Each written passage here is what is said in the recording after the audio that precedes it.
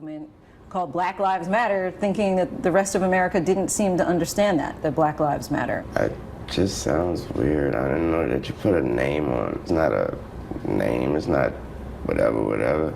It's somebody got shot by police and for a reason. I am a young, black, rich. If that don't let you know that America understands Black matter these days, I don't know what it is. Don't come at me with that dumb man. Unbelievable.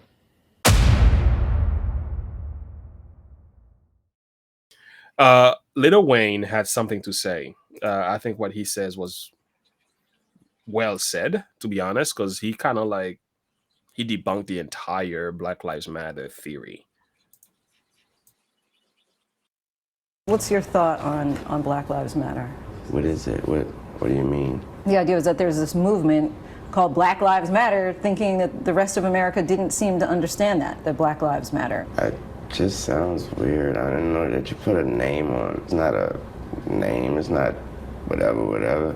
It's somebody got shot by police and for a reason. I am a young, black, rich. If that don't let you know that America understands Black matter these days, I don't know what it is. Don't come at me with that dumb man. My life matter, especially to my. Do you separate yourself from it? I don't feel connected to a damn thing that ain't got nothing to do with me. If you do, you crazy. You connected to this flag right. Cause I'm connected. I'm a gangbanger, man. I'm connected. He ended our interview angrily. What's your reaction to Kaepernick's protests? Yeah, going right back again to this man. It's a man and his decisions, man. Respect the man and his decision. That's all I can do.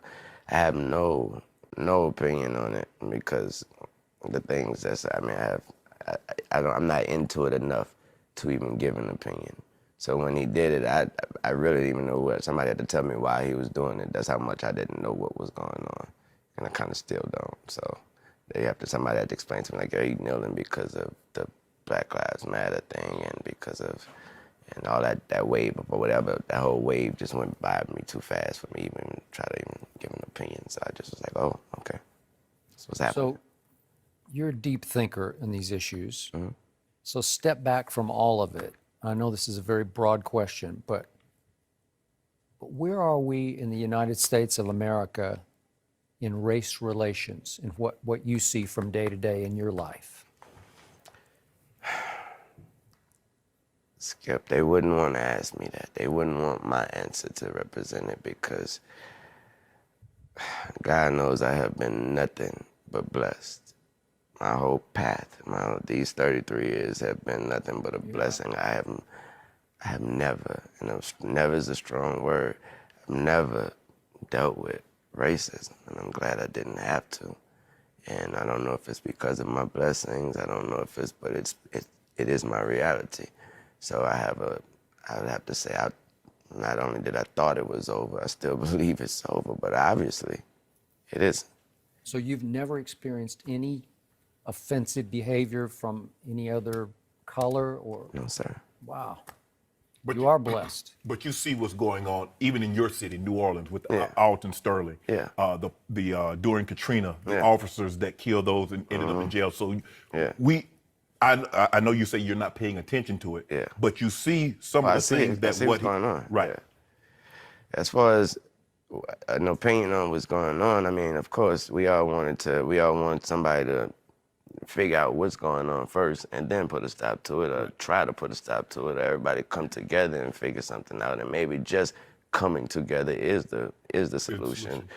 But we'd have to do that first. And obviously we have a bunch of differences, people feeling this way, people feeling that way.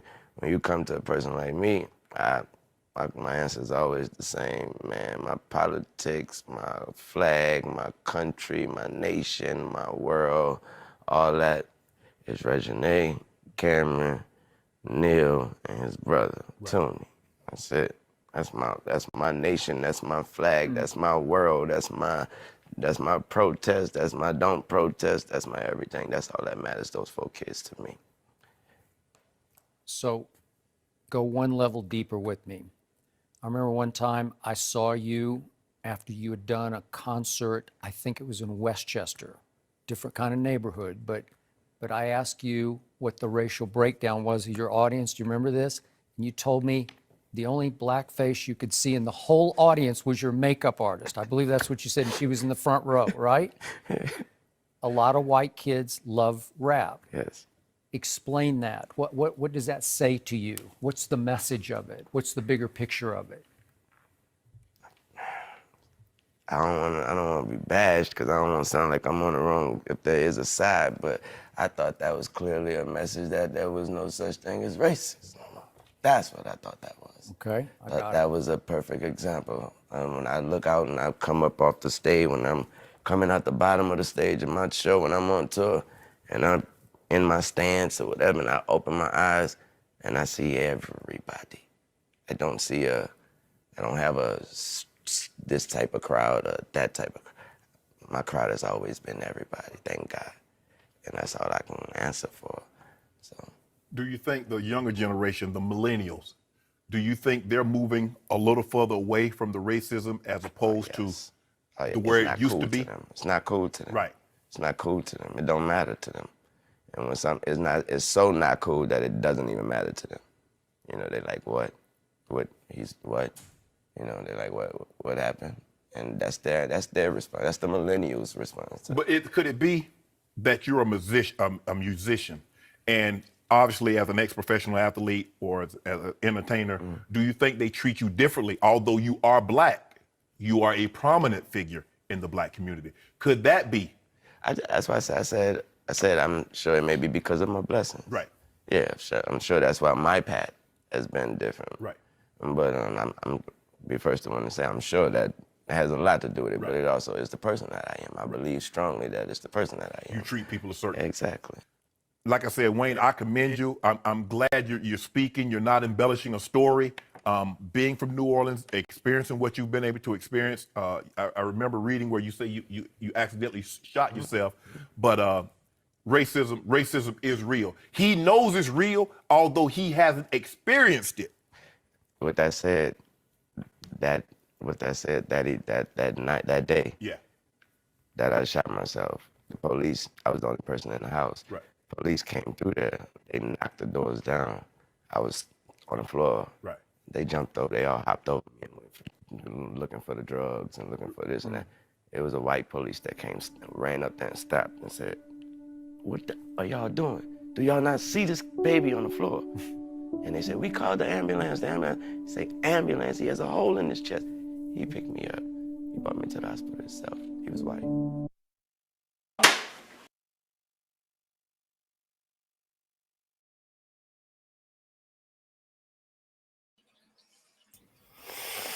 Boy, And it's sad when the commentators have to push the narrative because the guest won't.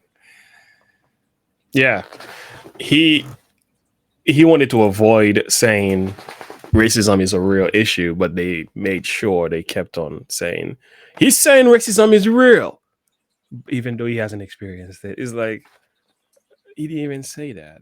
No, they were legitimately putting words in his mouth. Mouth. Yeah, it's almost like when you watch Uncle Tom 2, I have to promote this movie because it's kind of like you have to line up with the narrative. It's the same thing, Candace Owens movie, The Greatest Lie Ever Sold. Mm-hmm. You have every every corporation had to accept this woke ideology, or else you were racist. You have to put up with it. You have to give life to it. There was a friend of mine who, she called me, a white girl, and she called me, and we were in relationship before I got married and so on. What happened to her, she had a few black friends. This is a married woman with children now. A few black friends of hers came to her during this George Floyd period and saying that she needs to protest, she needs to speak against it, she needs to do something in support of black people, or else she's racist. That lady called crying. She said, "James, we were in a relationship, yada yada yada. da da da da, am I a racist person? She herself began to wonder, like, am I racist? She was weeping like a baby, and I had to tell her, I don't know what this man told you and where he got his ideology from. You're not the person that's not you. You're not racist. Because you don't support Black Lives Matter doesn't necessarily make you racist. And it's like That that was the theory. That was the and theory. that's like one of their main tactics is they berate you and berate you and berate you to the point where they have you questioning your own morals and beliefs. And That was it's wrong. like it's like no, No. you have to stand strong for something. You Yeah, have to draw a line in the sand and say here and no further. that's I, right. I I'm not going to You, stand for this. you have to say no, and you have to put your foot down because they will just keep on coming at you. You know. And what that one narrator was talking about in New Orleans after Katrina, what happened was the people he was talking about that got locked up Hmm. were going around looting houses and businesses after Hmm. Katrina. It Yeah. wasn't like they were, innocent people just getting locked up for no reason. That's the problem. That's a huge difference. This is where context matters. You have to get the rest of the story correct. And that's what they try to do is obfuscate the true context of everything that's happening. They just only Hmm. want you to see it from one perspective, Yeah, and that's their perspective. But no, you have to look at the broader picture. You have to open up and see the broader picture. Otherwise, you're never going to understand what's going on, and you're going to hmm, fall for every piece of garbage that they feed you. And that's that's right. where I think a lot of people fall into that trap. That's right. That's right.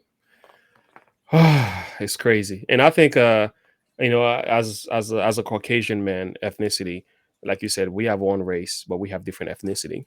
But I, c- if any person is listening here and you are white, and I know majority of those that are on this channel are white, just like Little Wayne says, the most of the support that I get from this channel are coming from white folks. Uh, it's like I don't think I have a single member from my channel that is black. I don't think with 26,000 subscribers, I think few of my subscribers, it doesn't even make 1,000 of them. Maybe under 100 of them might be blacks. All the other ones are different race and Caucasian, largely. I read my analytics and I can tell. And even the members, I have 11 members right now who are supporting us monthly. All of them are white. So I don't think there's any white person supporting this channel. There's any black person supporting the channel. I don't think it matters. It's not about skin color for me. It's all about what you see and what you like, and whether you support or you don't support. Maybe I'm not yet. I have yet to be discovered by more black folks. That could be another thing too. But I've noticed whenever you're speaking, like I'm speaking in this channel, a Mhm. lot more conservative talking points. Uh, you don't get a lot of black conservatives or anybody who's leaning toward conservatism. They don't get more support coming from black community. That's just a fact. Mhm. You just as soon as you start touching conservative stuff, uh, Yeah, yeah, and that's the sad part is that it always hasn't been the way of things. yeah, And that's one of the things you'll find in Uncle Tom and Uncle Tom too is that wasn't always the case. yeah. Café Hola, Hola. ¿Cómo ¿cómo estás? estás? Yeah, I appreciate that. Yeah, so we have some Spanish, of course, and we have some. We have a lot of in this channel. I think we have about a good 3 to 4 thousands of our members are from Filipino, because I've done some reaction video to that Filipino guy. Is it Bobby Valenciano? Hmm. Yeah. So anyway, Gary Valenciano. So anyway, yeah, I think we have to stop with this race color business, and I think the more we talk about it, the more life we give to it, because it's just that And that's people are exactly moving. People. there's a video where Mhm. uh what's his name, the guy with the real smooth narrator voice, um Mm, you know who I'm talking about. um I can't I have no uh idea. He played God in Bruce Almighty. Mm, What is his name? I can't think of who, but I have an idea because I did watch Bruce Almighty. By yeah, I've seen that before. Anybody in chat help me out? Yeah, anybody in the chat, let us know. Really? So you're saying you even in Spain you're suffering from the same identity politics here, division over there too? It's crazy because it's a problem. It's a human problem. It's not so much a color Yeah. problem. It's everywhere. It's in Haiti, and all the And folks in Haiti are white, are black people. I'm sorry. and that's the thing is that's what the people in power want is, and that's that's the pressure point that they know they have to play in order to divide us and keep us fighting amongst ourselves, so that they don't see the power grab that they're doing to push their agendas. That's right. Because if we put our head together, they can't. If we They come together as one, we would uproot they them. wouldn't be able to stand against us. Absolutely, absolutely. I see this. It's a But spirit. Go ahead. Go ahead. my point was is he said he in an interview he actually said that they asked him, well, what do you think of, how do we stop racism? And he's like, quite simply, just stop talking about it. Morgan Freeman. Morgan Freeman, yes. Okay, I got you. Yeah, yeah, yeah. Actually, that's a good video to do in the future. Maybe, yeah, yeah. You're right. Yeah. Yeah, stop talking about it. He's like, just stop talking about it. Yep, simple as that. It's Because he doesn't it's a know. non-issue. Yeah, he doesn't he doesn't know what that is because he here is as a black man. He is so famous, so big, and he's involved in so many different things. It's like for Morgan Freeman, like, what are you talking about? Because Yeah. I'm just making money. You know, It's and like, it's like people they don't. I hate to say it, but the black community doesn't realize the opportunities afforded to them. And when you can turn around and go to school on a full scholarship over any other ethnicity, mm-hmm. and you don't even have to have the best grades, affirmative action. yeah, Mm-hmm. to me, that policy in and of itself is racist. Of course it is, because it robs everybody else, especially now a lot of Chinese are doing exceptionally well. They themselves are being told there are too many of yous and your Yeah. ACT scores are too high. You have to allow more black people, inclusion and so on. Yeah. And that's Inclusion not and fair. diversity. And diversity. Now, but the thing is, some of these people that are going into these colleges, they're not doing good. They are bailing out. They Yeah, just can't. they They can't usually take the heat. fail within the first 2 years. Yeah, and you're right. I can tell you, so many young men, even where we live now, they try to go to school and they just drop out. They don't have the ability to go through the entire workload that it takes to be successful. And I know college is not for everyone, but again, the system that we have now, in a so-called trying to help black people, we actually hold them back even more. Accountability and responsibility, like Jordan Peterson says all the time, is what more of our black men need today. They need to be held accountable and responsible. They need to be taught how to be successful. They don't need to be catered, cuddled. They don't need any more handouts. That's exactly what's killing us. Yeah. We don't need that. I mean, you look at the Native American tribes and look at what handouts did to them. Hey, Morning Flame. That's my wife. That's Andrea. Good morning, Morning Flame. Morning Or Flame. Good evening. Yeah, that's Andrea. Yeah, look at this.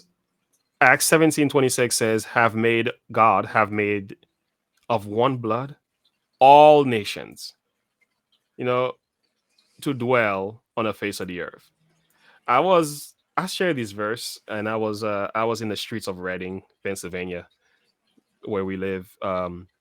There were these black Hebrew Israelites, and part of their message is that they are the true they are they are the true Israel, and they changed their names and so on. And we can debate all day about black Israelites. I don't necessarily fall for it, but I think anyway, if you want to call yourself Israel, go ahead. But anyway, but the issue that I had was, it was just how racist they were.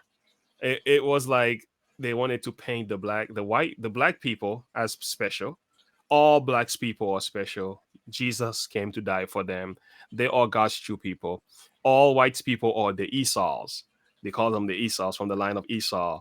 They are the white devils, they call them. And they were preaching this stuff. They Jeez. were preaching this stuff on the street. And here I am.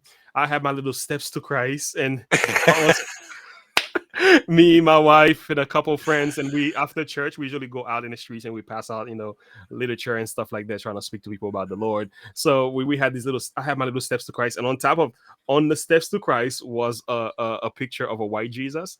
Oh boy. I bet that went over like a lead balloon. Most people don't even care. They just take the book and walk away. But when they saw the white Jesus on, they begin to question me. Here goes this black man, this Uncle Tom guy. We're gonna try to convert this guy. And I'm like, boy, you came to the wrong person for that. Barking up the wrong tree on that one, buddy. Yeah. So they came and they were trying to indoctrinate me in their Hebrew Israelite teachings and so on. I let them preach. So all of the verses were out of context. They do a whole lot of yelling, a whole lot of speaking. They got this way of doing it. They call a verse. Somebody reads it, and as the person reads, they stop and interpret the verse.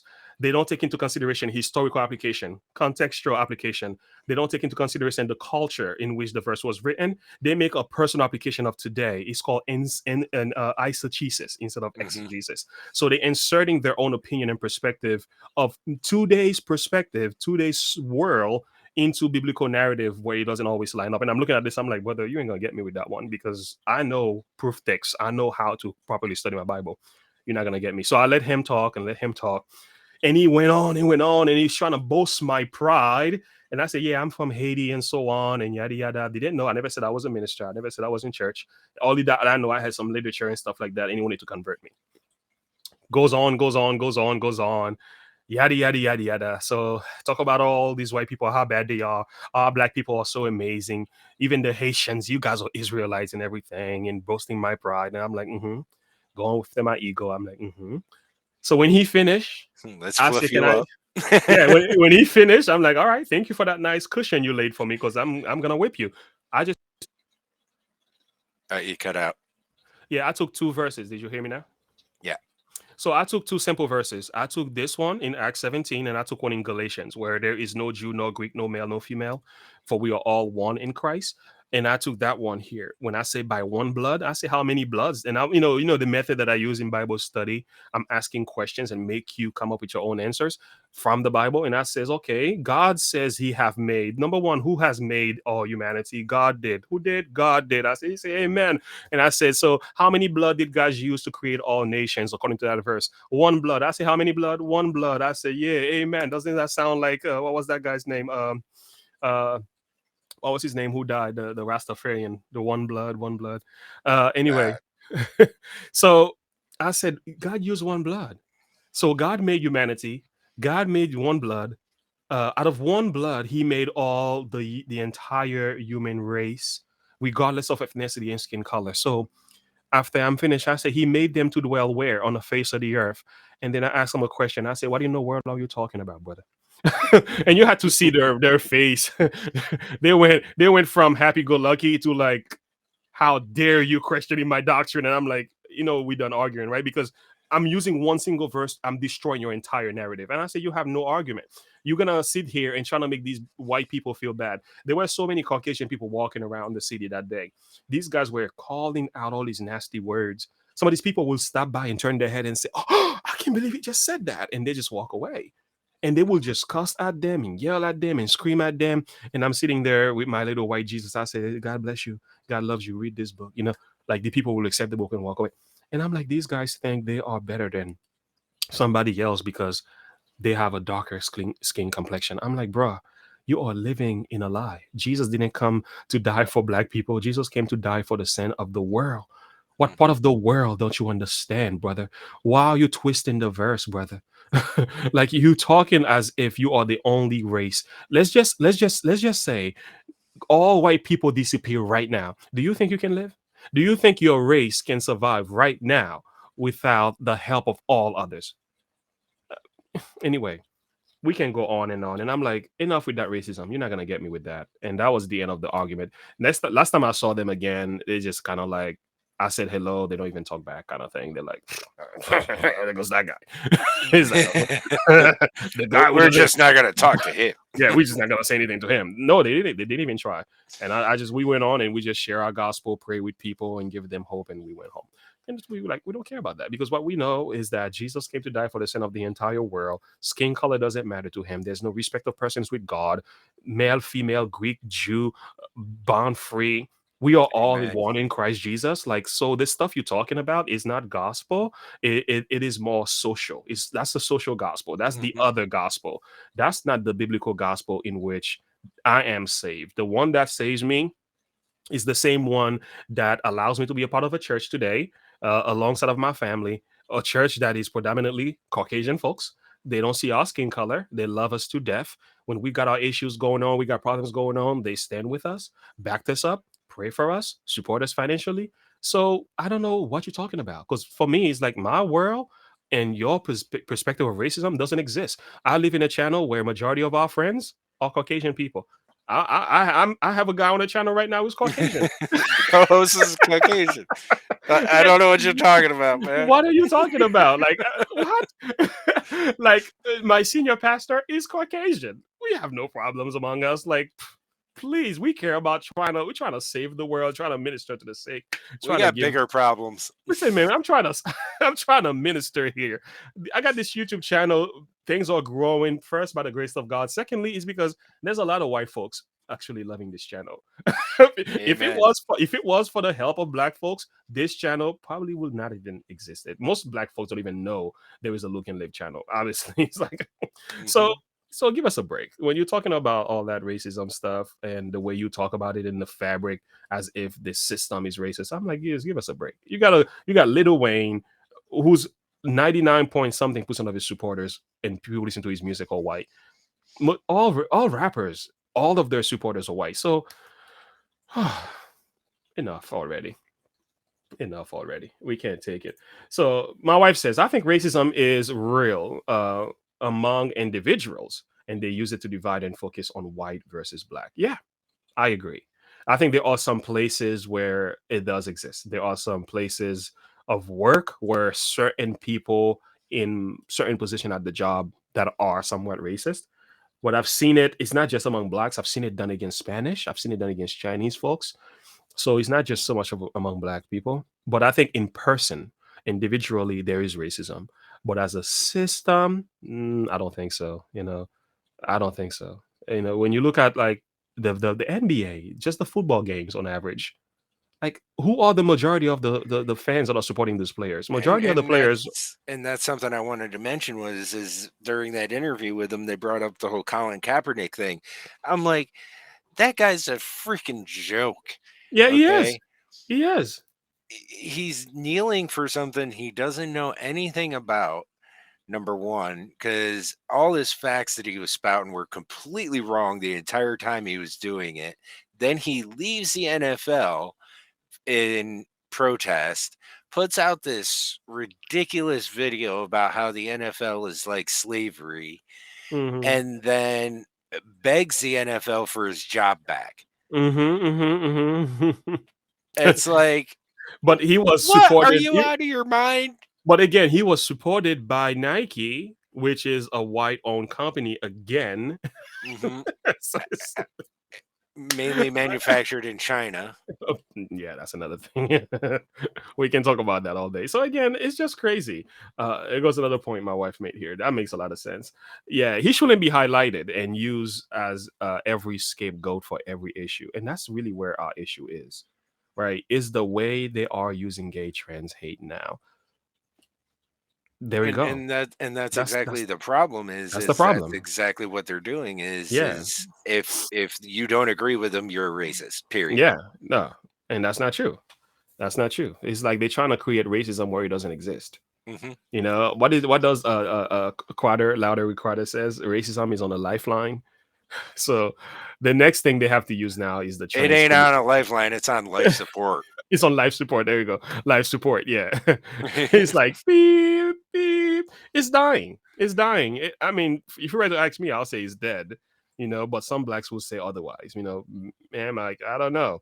I think the closest you will get to racism from my perspective, you have to go dig for it, or some old individuals in a nursing home, probably, Hmm. old head. Some of them can still have that, I'm not comfortable with a black person kind of thing. I mean, But you have to dig for that, though. maybe in the backwoods, in a Yeah, rural countryside somewhere, yeah, maybe yeah, maybe. where Yeah, they've rarely ever see a black person. yeah, yeah. And they're Or very. better yet, you Uh-huh. go into the ghettos of the city. Hmm. There's where you'll see some real racism. You I put a agree. white person in a ghetto, Oh you're yeah. gonna see some real racism then. I agree, and I don't think many of these people who live in country that are racist will go as far as killing a person because of their color. They won't go that far. They might touch. Oh, I'm not you. sure. I'm not sure if it has been done, at least in our time today. I can't really say. There's actually a video out where this old white guy was walking down the street and some black kids run up behind him and take a brick and throw it in the back of his head, and he ended up dying from it.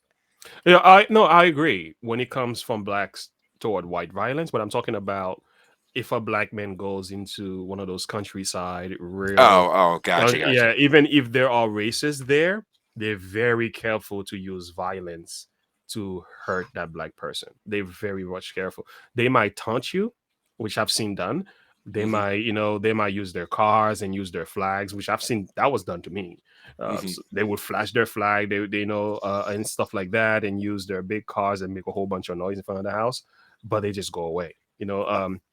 Right. Nothing to the point where you say that my life is at risk, kind of thing. I never actually felt that way. Yeah, yeah. Good point. Good point, Debbie. When everything's racist, nothing's racist. There we go.